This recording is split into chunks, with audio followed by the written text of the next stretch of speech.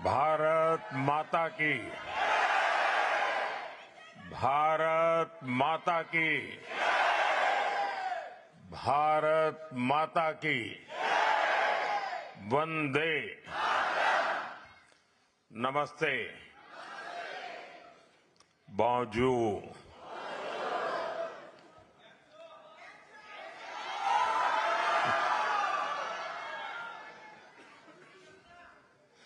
ऐसा लग रहा है आप सब छुट्टी के मूड में हैं।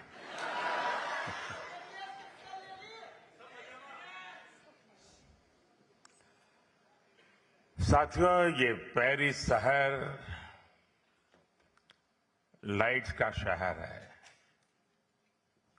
ये रंगों का शहर है। यहाँ आर्ट है, आइडियाज हैं और इनोवेशन की प्रेरणा भी है। इस शहर को भारत के अलग अलग राज्यों से आए आप सभी लोग और भी खूबसूरत बनाते हैं, नए नए रंगों से भर देते हैं। कोई तमिल है, कोई पंजाबी है, कोई गुजराती है, तो कोई मराठी है और कोई बंगाली है। भारत के हर कोने का प्रतिनिधित्व यहां दिखाई देता है। साथियों, मैं जब 14 जून को नीस पहुंचा था तो सबसे पहले भारत इनोवेट्स इस कार्यक्रम में शामिल हुआ था। आज जब मैं फ्रांस से वापसी की तैयारी में हूं तो लग रहा है जैसे भारत कनेक्ट्स कार्यक्रम में आ गया हूं।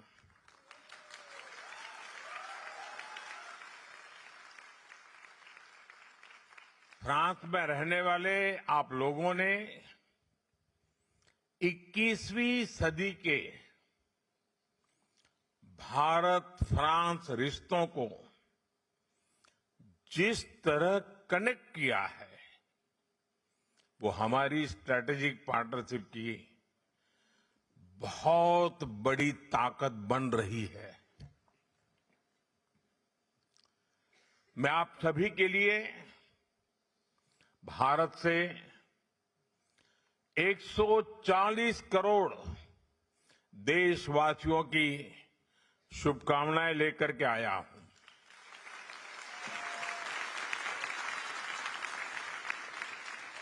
इस आत्मीय स्वागत के लिए मैं आप सभी का हृदय से आभार व्यक्त करता हूं। साथियों, आज मैं ऐसे समय में फ्रांस आया हूं जब कुछ ही दिन पहले हमारी सरकार के 12 वर्ष पूरे हुए हैं।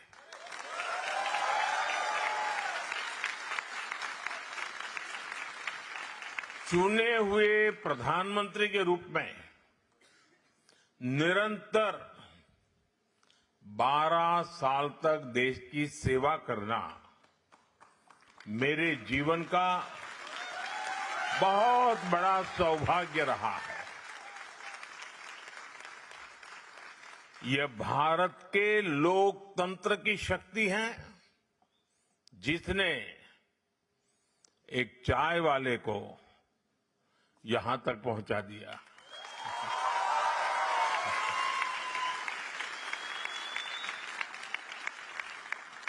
साथियों, बीते 12 वर्ष 140 करोड़ भारतीयों के अद्भुत सामर्थ्य के रहे हैं। 12 साल के इस कालखंड में भारत का जीडीपी दोगुना हुआ है।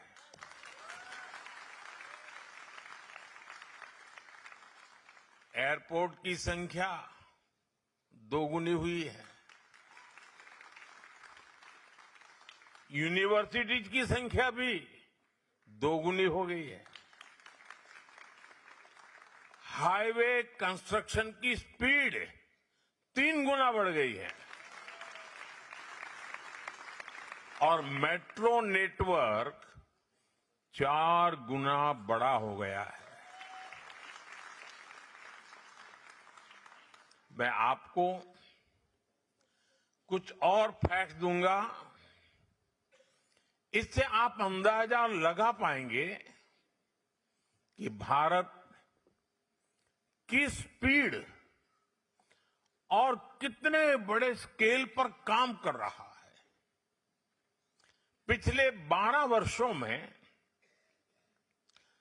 भारत का एक्सपोर्ट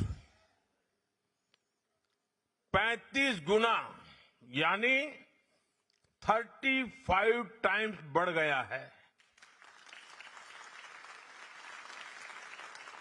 और एक फैक्ट सुनिए, भारत में मोबाइल मैन्युफैक्चरिंग यूनिट्स में 100 गुना की बढ़ोतरी हुई है, 100 टाइम।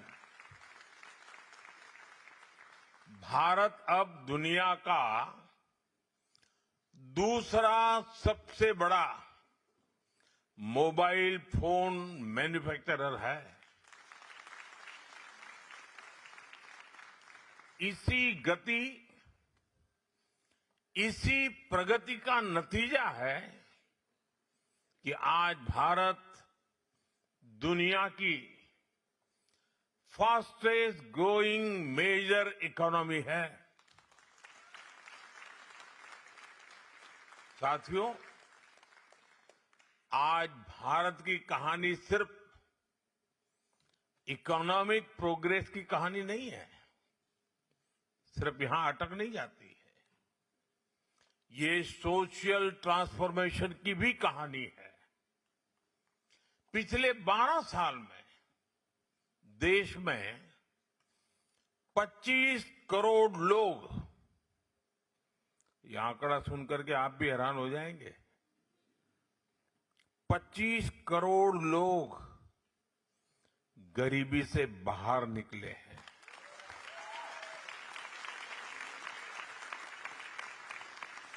यानी एक ऐसी प्रगति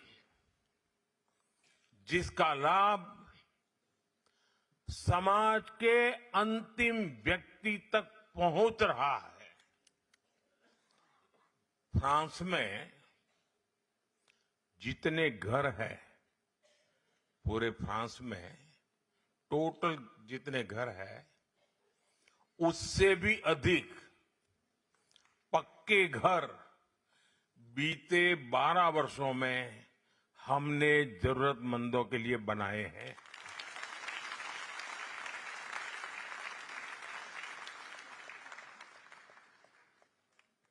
अब हर परिवार के पास, गरीब से गरीब क्यों न हो, बैंक अकाउंट है।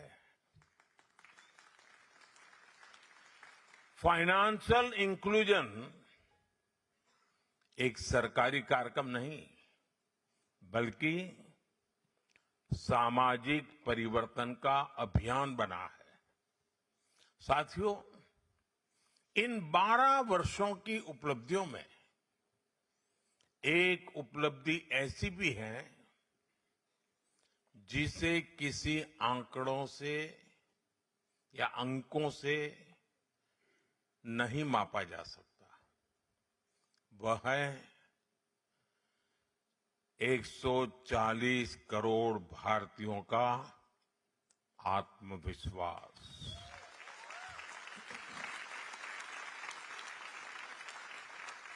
आज का भारत और आज के भारत का युवा बहुत बड़े सपने देख रहा है। भारत का किसान नई संभावनाओं के साथ आगे बढ़ रहा है। भारत की महिलाएं नए नेतृत्व का परिचय दे रही हैं। इसलिए ये सिर्फ अचीवमेंट्स के 12 साल नहीं है, ये भारत की एस्पिरेशंस को नई बुलंदी देने का कालखंड रहा है। साथियों, एक समय था जब दूर दराज के गांवों तक आधुनिक सुविधाएं पहुंचाना वाकई बहुत मुश्किल भरा था। आज उन्हीं गांवों में बिजली भी है, इंटरनेट भी है और डिजिटल सेवाओं की पूरी दुनिया भी है। आज एक क्लिक पर कभी भी कहीं भी बैंकिंग सेवाएं उपलब्ध है। आज मोबाइल फोन भारत के नागरिकों को अनेक सुविधाओं से कनेक्ट कर रहा है। हमारे किसान, हमारे मछुआरे, हमारे डेयरी फार्मर्स, हमारी महिलाएं, हमारे स्टूडेंट्स सभी टेक्नोलॉजी के माध्यम से सशक्त हो रहे हैं और अपने लिए नए अवसर बना रहे हैं। साथियों, आपने 125 करोड़ से अधिक आधार आईडीज के बारे में सुना है, लेकिन आज भारत सिर्फ पहचान को डिजिटल नहीं बना रहा। आज करीब 90 करोड़ भारतीयों की यूनिक डिजिटल हेल्थ आईडीज बनाई जा चुकी है, जिससे मेडिकल रिकॉर्ड सुरक्षित और एक्सेसिबल बन गए हैं। इससे हेल्थ केयर डिलीवरी और अधिक आसान और एफिशिएंट हो रही है। साथियों, इन उपलब्धियों की सबसे बड़ी विशेषता यह है कि इनमें से अधिकांश चीजें कुछ वर्ष पहले तक कल्पना जैसी लगती थी। कौन सोच सकता था कि गांव-गांव तक हाई स्पीड इंटरनेट पहुंचेगा? कौन सोच सकता था कि दूर सुदूर के गांव में भी क्यूआर कोड जीवन का हिस्सा बन जाएगा? गांव में कोई बहन ड्रोन से खेती करने में मदद करेगी, ये भी असंभव लगता था। लेकिन आज यह सब भारत के करोड़ों लोगों के जीवन का सामान्य हिस्सा बनता जा रहा है। और आपको गर्व होगा साथियों, यही नए भारत की पहचान है।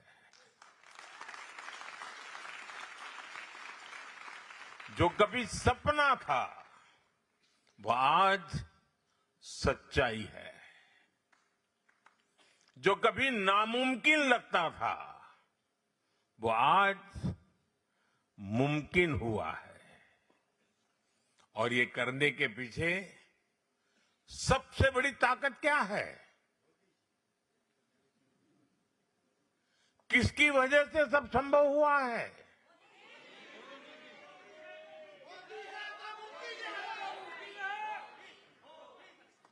ये मोदी के कारण नहीं,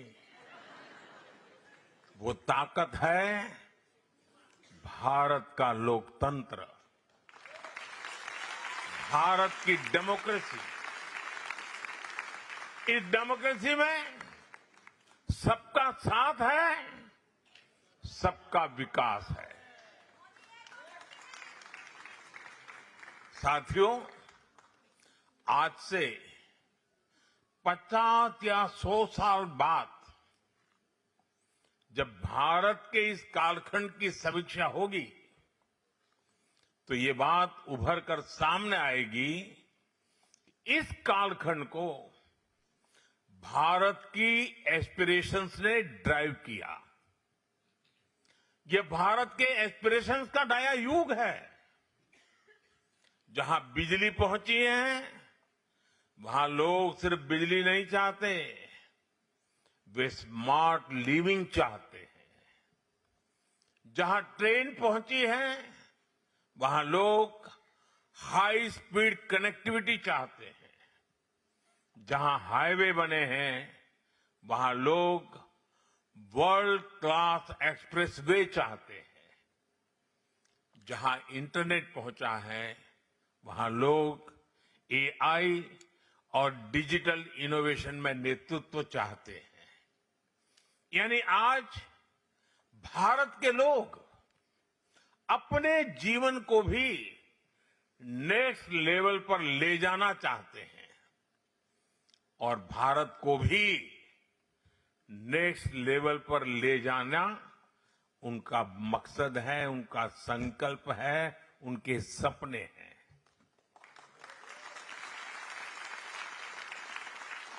और साथियों, यही एस्पिरेशंस आज भारत की विकास यात्रा की सबसे बड़ी शक्ति है। मैं आपको भारत की स्पेस जर्नी का उदाहरण दूंगा। भारत ने चंद्रयान को चंद्रमा के साउथ पोल पर उतारा। दुनिया ने इसे एक बहुत बड़ी उपलब्धि माना, लेकिन भारत इसे अपनी मंजिल मानकर रुका नहीं। बहुत हो गया मोदी जी, अब चलेगा नहीं। आज देश गगनयान की तैयारी कर रहा है।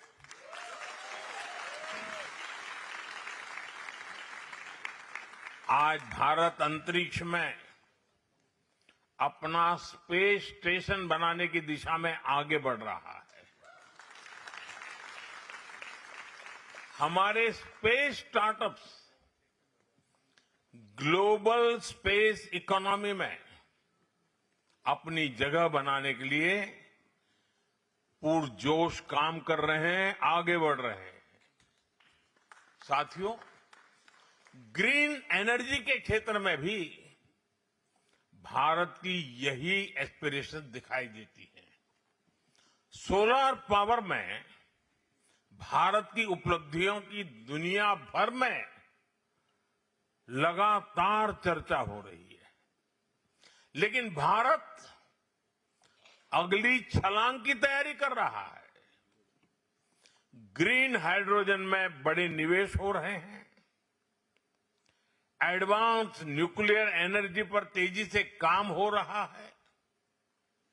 आपने भारत के फास्ट ब्रीडर न्यूक्लियर रिएक्टर से जुड़ी प्रोग्रेस के बारे में भी जरूर सुना होगा। ये भारत के न्यूक्लियर एनर्जी लैंडस्केप में क्रांतिकारी परिवर्तन करने का ये बहुत बड़ा अचीवमेंट हमारे साइंटिस्टों ने किया है। साथियों, आज का भारत भविष्य का पूरा इकोसिस्टम बना रहा है। भारत एक साथ हर उस क्षेत्र में निवेश कर रहा है जो आने वाले दशकों की दिशा तय करेगा। अभी आपने कुछ दिन पहले ही देखा है, नीस में भारत इनोवेट्स का एक आयोजन किया। ये इवेंट भारत के डीप टेक सामर्थ्य को दुनिया तक पहुंचाने का एक और माध्यम था। इसमें भारत के 120 डीप टेक स्टार्टअप्स उपस्थित थे। भारत इनोवेट्स में करीब 1400 B2B मीटिंग हुई है। कई स्टार्टअप्स के लिए इन्वेस्टमेंट कमिटमेंट्स आगे बढ़ी, कॉमर्शियल ऑर्डर्स के लिए रास्ते खुले, फ्रेंच और यूरोपियन यूनिवर्सिटी तथा इंक्यूबेटर्स के साथ एंगेजमेंट बढ़ रही है, स्टूडेंट एक्सचेंजेस, ज्वाइंट रिसर्च और इनोवेशन सपोर्ट के नए रास्ते बने हैं।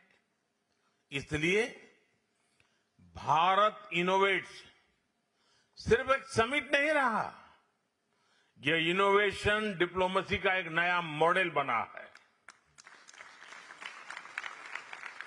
और आज ही पेरिस में विवा टेक इवेंट के जरिए इस यात्रा को हमने और आगे बढ़ाया।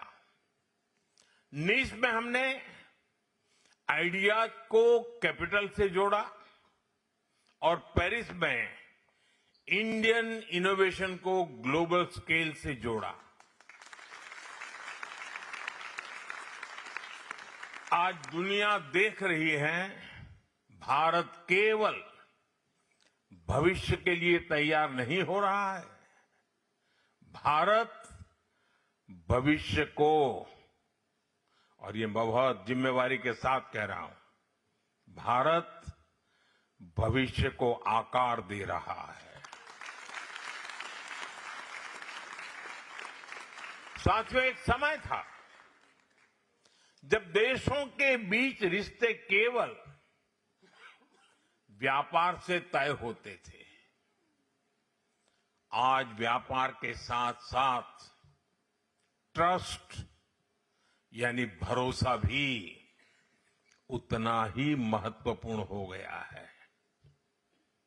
हर देश रिलायबल सप्लाई चेन चाहता है, हर देश स्टेबल पार्टनरशिप चाहता है,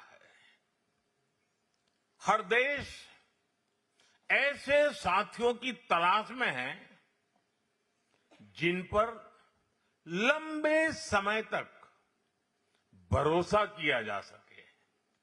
और ऐसे समय में भारत विश्व में एक ट्रस्टेड पार्टनर के रूप में उभर रहा है।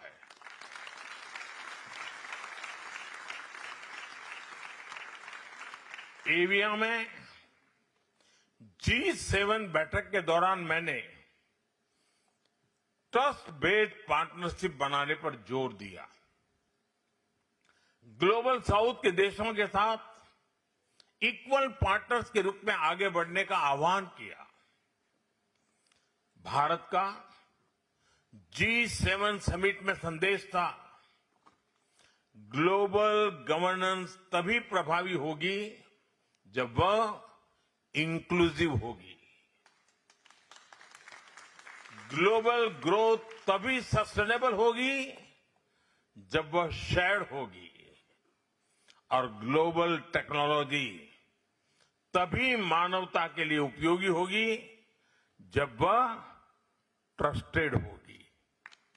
साथियों, भारत और दुनिया के बीच व्यापारिक रिश्तों में नई ऊर्जा नजर आ रही है। फ्रांस के साथ भारत का ट्रेड लगातार बढ़ रहा है। पिछले कुछ वर्षों में भारत ने दुनिया के अनेक देशों के साथ फ्री ट्रेड एग्रीमेंट्स किए हैं। यूरोपियन यूनियन हो, यूनाइटेड किंगडम हो, दुनिया के हर देश, हर रीजन के साथ भारत समझौते कर रहा है। अगले महीने से भारत और यूके के बीच ट्रेड एग्रीमेंट भी लागू हो जाएगा। यह एग्रीमेंट भारत के फार्मर्स, वर्कर्स और इनोवेटर्स को अनेक नए अवसर प्रदान करेगा। साथियों, आज दुनिया अनसर्टेनिटी और डिसरप्शन के दौर से गुजर रही है। ऐसे समय में भारत और फ्रांस की साझेदारी विश्वास, स्थिरता और सहयोग का एक मजबूत स्तंभ बन रहा है। इस वर्ष हमने भारत और फ्रांस के संबंधों को स्पेशल ग्लोबल स्ट्रेटेजिक पार्टनरशिप का दर्जा दिया था। नीस में मेरे मित्र प्रेसिडेंट मैक्रो और मैंने हमारे संबंधों को फोर्स फॉर ग्लोबल गुड बनाने पर चर्चा की। डिफेंस से लेकर स्पेस और न्यूक्लियर तक, एआई और क्रिटिकल मिनरल से लेकर हाई स्पीड रेलवे तक, हर क्षेत्र में हम मिलकर आगे बढ़ेंगे। साथियों, सोलर एनर्जी हो या एआई के क्षेत्र में सहयोग हो, भारत और फ्रांस मिलकर ऐसे समाधान विकसित कर रहे हैं जो पूरी मानवता के हित में है। पिछले वर्ष पेरिस में और इस वर्ष दिल्ली में हमने एआई समिट को को-चेयर किया। अब हम साथ मिलकर अगले वर्ष तृष्णा सैटेलाइट को लॉन्च करने जा रहे हैं। ये तृष्णा सैटेलाइट जो विश्व में फूड और वाटर सिक्योरिटी सुनिश्चित करने में योगदान देगा। और साथियों, ये सभी गवर्नमेंट टू गवर्नमेंट पहलों में आप सभी का योगदान बहुत महत्वपूर्ण है। ये आप हैं जो भारत और यूरोप के बीच सबसे मजबूत सेतु है।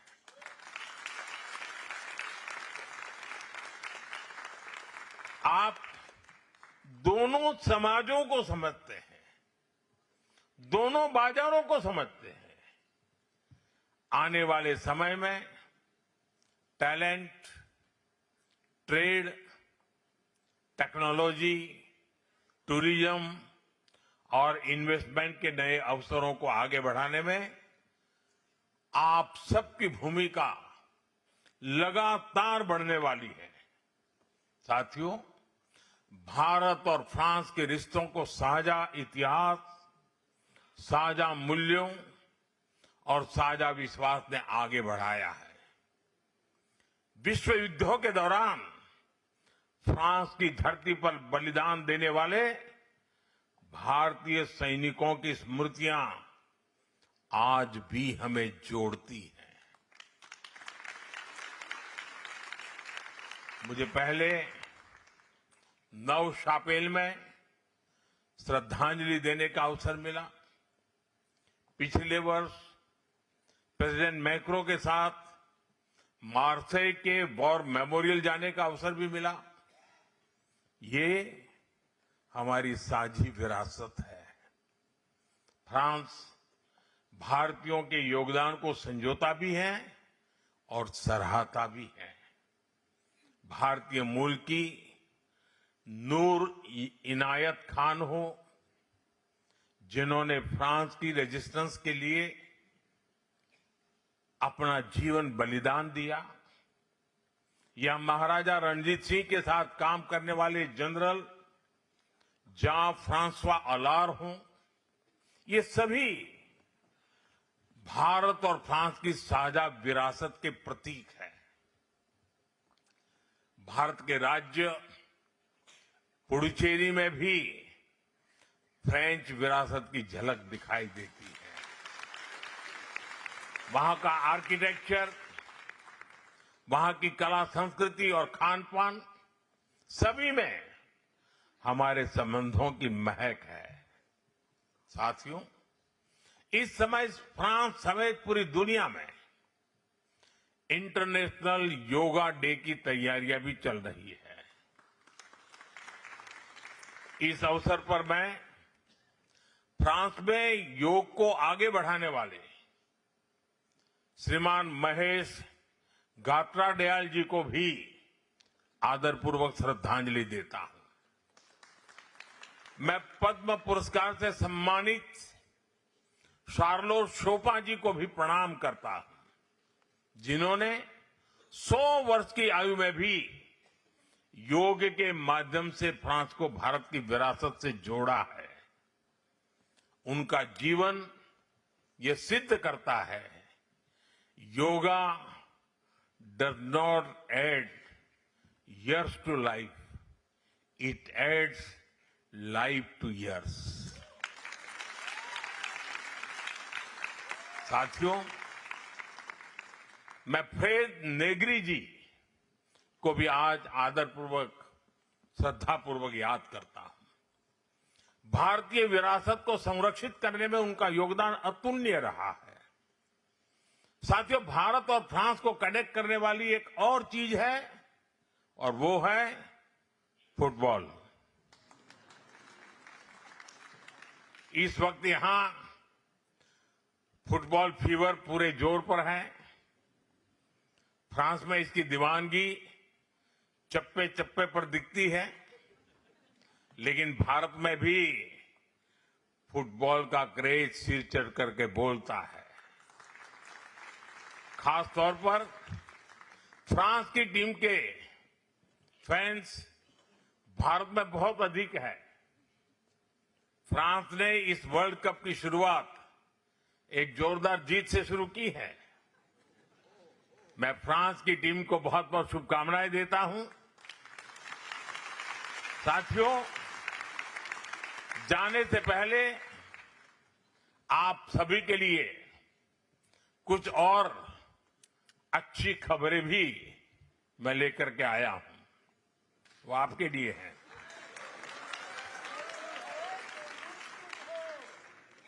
पिछले वर्ष मार्सेई में कॉन्सुलेट खोला गया।